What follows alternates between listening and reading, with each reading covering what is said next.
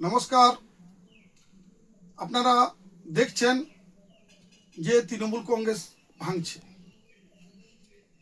সংবাদ মাধ্যম নিউজ চ্যানেলে আমরা এই খবরটা দেখছি, লক্ষ্য করছি যে তৃণমূল কংগ্রেস দুটুকরো হয়ে যাচ্ছে। আমরা নির্বাচনের পূর্বে বলেছিলাম যেদিন তৃণমূল কংগ্রেস ক্ষমতা থেকে চলে যাবে সেই দিন তৃণমূল কংগ্রেসের থেকে অস্তিত্ব থাকবে না। এটা আমরা আগেই জানি, আমরা আগেই বলেছিলাম, ভারতীয় জনতা পার্টির নেতৃবৃন্দ বলেছিলেন। তাই আজ সেটা সত্যি হচ্ছে, এটা আপনারাও দেখছেন বিভিন্ন সংবাদ মাধ্যমে। তৃণমূলের কিছু নেতা, কিছু এমএলএ তারা বেরিয়ে আবার অন্যান্য দল করছে নিজেদের বাঁচার জন্য। বিগত 15 বছরে এইসব সক্রিয় নেতারা যারা তৃণমূল কংগ্রেসের সাথে দীর্ঘদিন ছিলেন তারা কম বেশি প্রত্যেকে দুর্নীতির সাথে যুক্ত ছিলেন। আমরা লক্ষ্য করেছিলাম যে তৃণমূল কংগ্রেস যখন সরকারে ছিল, ক্ষমতায় ছিল, তখনও তাদের দুর্নীতিটা তারা যে পর্যায়ে নিয়ে গিয়েছিল। তৎকালীন শিক্ষামন্ত্রী পার্থ চট্টোপাধ্যায়ের বান্ধবীর বাড়িতে যে নোটের বান্ডিল আমরা দেখেছিলাম, বা আরও যে অন্যান্য যারা বিধায়ক মন্ত্রী ছিলেন তারা যে কী পরিমাণে দুর্নীতির সাথে যুক্ত ছিলেন, সেটা আমরা তৃণমূল কংগ্রেস যখন ক্ষমতায় ছিল তখনও লক্ষ্য করেছিলাম।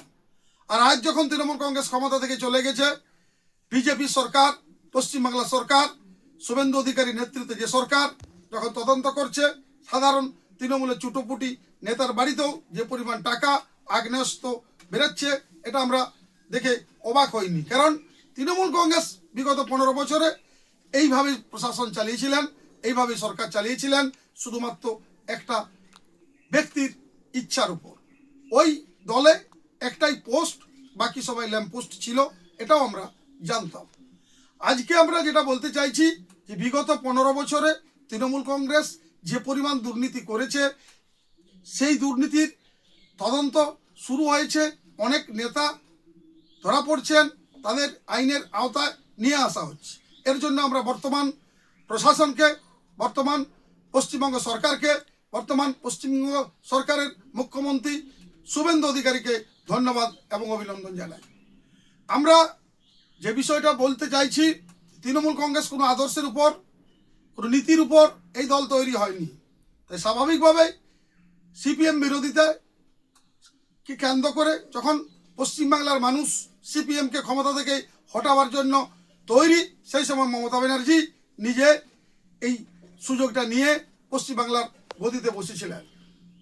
তারপর তিনি শুধু ব্যানার্জি পরিবারের উন্নতি করেছেন, ব্যানার্জি পরিবারের সদস্যদের উন্নতি করেছেন, এবং তৃণমূল কংগ্রেসের সাথে যারা চুটোপুটি মাঝারি নেতারা ছিল তারা দুর্নীতির সাথে যুক্ত হয়ে অসৎ উপায়ে অর্থ আত্মসাৎ করেছেন, সরকারি সম্পদ লুট করেছেন, এটা আমরা জানি। তাই আজ আমরা আশ্চর্য হচ্ছি না, এখন তৃণমূল কংগ্রেস ভেঙে টুকরো টুকরো হয়ে যাচ্ছে। মানুষ যখন ক্ষোভে তৃণমূল কংগ্রেসের বিরুদ্ধে ধিক্কার, ঘৃণা জানাচ্ছে। আমরা লক্ষ্য করলাম যে তৃণমূল কংগ্রেস সর্বাধিনায়ক অভিষেক ব্যানার্জি যখন তিনি আসছেন একটা ঘটনাকে, অর্থহীন ঘটনাকে সমর্থন জানাতে আসছেন। একটা মৃত্যু ঘটেছিল, সেই মৃত্যুটা যে হার্ট ফেলা হয়েছিল সেটা তো সেখানকার জনগণই বলছেন। তাও তিনি রাজনীতি করতে এসে মানুষের ঘৃণা ক্ষোভের সামনে পড়ছেন, এটাই তো স্বাভাবিক। আমরা আবার নাটক দেখলাম, তৃণমূলের আইনজীবী কল্যাণ বন্দ্যোপাধ্যায় তিনিও এক নাটক করছে। আসলে নাটক নয়, তৃণমূল কংগ্রেস আগামী দিনে আর জনগণের সম্মুখীন হতে পারবেন না, এটা তৃণমূল কংগ্রেসের নেতারা জানেন, তাই তারা এইসব নাটক করছেন। মমতা ব্যানার্জি সেই নাটক সমান মাত্রায় করে আসছেন। তাই আমরা বলতে চাইছি, তৃণমূল আগেও বলেছিলাম তৃণমূল কংগ্রেস ক্ষমতার থাকার পর তৃণমূল কংগ্রেস থাকবে না।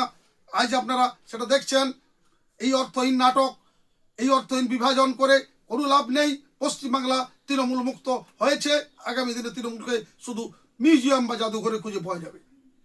এই সুযোগে বামপন্থীরাও নাটক শুরু করছে। তারাও ভাবছেন তাদের সুদিন চলে আসবে। কিন্তু বন্ধুগণ, আপনারা জানেন যে বর্তমান সরকার, বিজেপির নেতৃত্বে পশ্চিমবঙ্গ সরকার যেভাবে প্রশাসন চালাচ্ছে, সেই প্রশাসনে আমরা শুধু ধন্যবাদ নয়, আমরা দীর্ঘদিনের পর আশার আলো দেখছি। আমরা দেখলাম যে পশ্চিমবাংলা সরকারি বাসে এই প্রথম মহিলাদের বিনামূল্যে ভ্রমণের ব্যবস্থা করা হয়েছে। এতে অসংখ্য মা বোনরা, মহিলারা উপকৃত হয়েছেন। তার চিকিৎসার জন্য, শিক্ষার জন্য যে তাদের অর্থ খরচা হতো সেটা সাশ্রয় হচ্ছে। এছাড়া আমরা অন্নপূর্ণ ভাণ্ডারের মতো যে গুরুত্বপূর্ণ সামাজিক প্রকল্প সেটারও সূচনা হয়ে গেছে। তাই আমি বলতে চাইছি, যারা এই মুহূর্তে এই অন্নপূর্ণা ভাণ্ডারকে কেন্দ্র করে বিরোধীরা অপপ্রচার করছেন, আপনাদেরকে বলছি, মানুষ আপনাদের সাথে থাকবে না, বিভ্রান্ত হবেন না, মানুষকে বিভ্রান্ত করবেন না।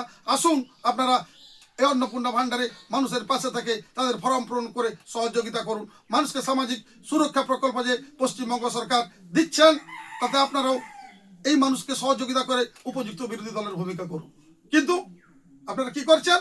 মানুষকে পরিচিত করছেন, মানুষকে বিভ্রান্ত করছেন। মাত্র 20 দিন 21 দিনের একটা সরকার তার যে সূচনা করেছে, এই সূচনায় আমরা প্রত্যেকটি মানুষ আশাবাদী।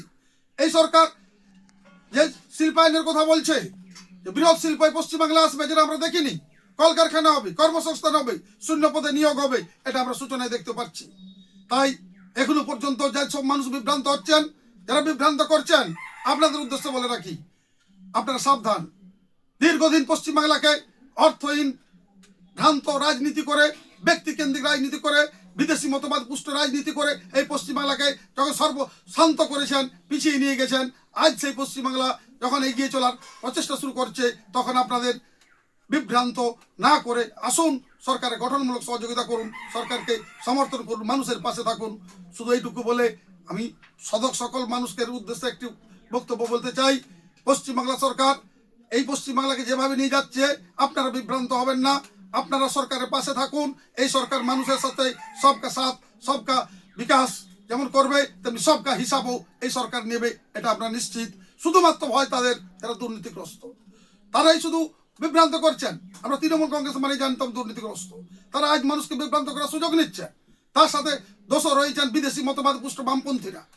তাই পশ্চিমবাংলার উন্নয়নের স্বার্থে, সামগ্রিক স্বার্থে আমি পশ্চিমবাংলা আপামার মানুষকে বলছি, ধৈর্য ধরুন। আমরা 5 বছরে এই পশ্চিমবাংলা সরকার যেভাবে নিয়ে যাবে, এই পশ্চিমবাংলা শুধু উন্নয়ন, কর্মসংস্থান আর শিল্পায়নের কথাই আসবে। সকলকে পশ্চিমবাংলা সরকারের পাশে থাকার জন্য অনুরোধ জানিয়ে সামাজিক মাধ্যমের বক্তব্য আমি এখানেই শেষ করছি। নমস্কার। বিজেপি জিন্দাবাদ।